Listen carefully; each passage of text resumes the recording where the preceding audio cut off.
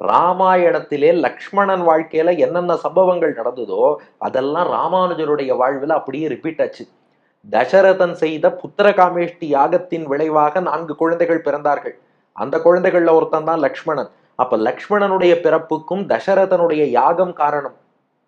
ராமானுஜருடைய திருத்தகப்பனார் அவர் கேசவ சோமயாஜி, கேசவ பெருமாள், ஆசுரி கேசவ பெருமாள்னு சொல்றோம். அவரும் திருவல்லிக்கேணியிலே யாகம் செய்து அந்த பார்த்தசாரதி பெருமாள் அனுகிரகத்தாலே இந்த யாகத்தின் பயனாக ராமானுஜர் அவதரித்தார். அப்ப லக்ஷ்மணனும் சரி ராமானுஜரும் சரி யாகத்தின் பயனாக அவதரித்தவர்கள். முதல் ஒற்றுமை இருக்கா? அடுத்து 2வது ஒற்றுமை பாருங்கள்.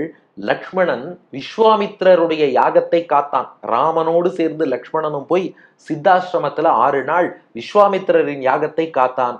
ராமானுஜரும் நம்ம ஆத்துல பெருமாளுக்கு திருவாராதனம் பூஜை பண்றோமே, அது மிகப்பெரிய யாகம், அதை காத்து கொடுத்து தினந்தோறும் திருவாராதனம் நன்கு நடக்க வேண்டும் ஏற்படுத்தி கொடுத்தார் ராமானுஜர். அதற்காக நித்திய கிரந்தம்னு நூலை அருளினார்.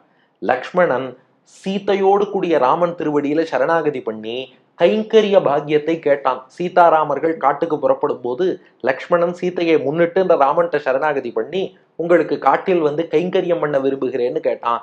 ராமானுஜரும் பங்குனி உத்தர நன்னாள்ல ஸ்ரீரங்கத்துல பிராட்டியோடு கூடிய பெருமாள், ஸ்ரீரங்க நாச்சியாரோடு கூடிய நம்பெருமாள் திருவடியில சரணாகதி பண்ணி கைங்கரிய பாக்கியத்தை கத்தியத்ரயத்திலே பிரார்த்தித்தார் என்று இவர் வரலாற்றில் பார்க்கிறோம்.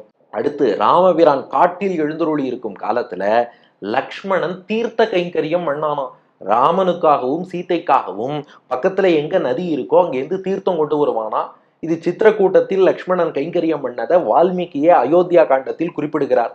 ராமானுஜரும் காஞ்சியில பேரருளாளன் பெருந்தேவி தாயாருக்காக சாலை கிணற்றில் இருந்து தீர்த்தம் கொண்டு வந்து கைங்கரியம் பண்ணார்னு இவர் வரலாற்றில் பார்க்கிறோம்.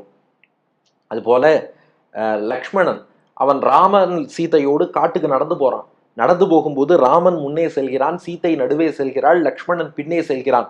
பரமாத்மா, அடுத்து பிராட்டி, அடுத்து ஜீவாத்மா. ஓம்காரம் பிரணவத்துல ஆ ஊ மா என்று சொல்வோம்.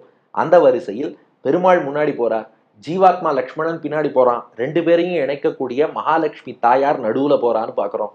ராமானுஜர் வரலாற்றிலும் விந்தியமலை அடிவாரத்தில் இருந்து பெருமாளும் தாயாருமே வேடுவன் வேடுவச்சி வடிவில ராமானுஜரை காப்பாற்றி காஞ்சிபுரத்துக்கு அழைத்து வருகிறார்கள். அப்ப பார்த்தா வேடுவன் வடிவில் பெருமாள் முன்னாடி போறார், இந்த ராமானுஜர் பின்னாடி போயிட்டு இருக்கார்.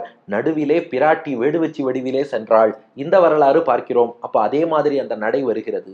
அதுபோல லக்ஷ்மணன் ராமன்ட்ட கைங்கரியம் ஒண்ணுதான் பிரார்த்தித்தானே ஒழிய அதை தவிர வேற எதுவுமே லக்ஷ்மணன் விரும்பவில்லை. ராமானுஜரும் பெருமாளுக்கு பண்ற கைங்கரியத்தை தவிர அவர் வேற எதையுமே விரும்பவில்லை.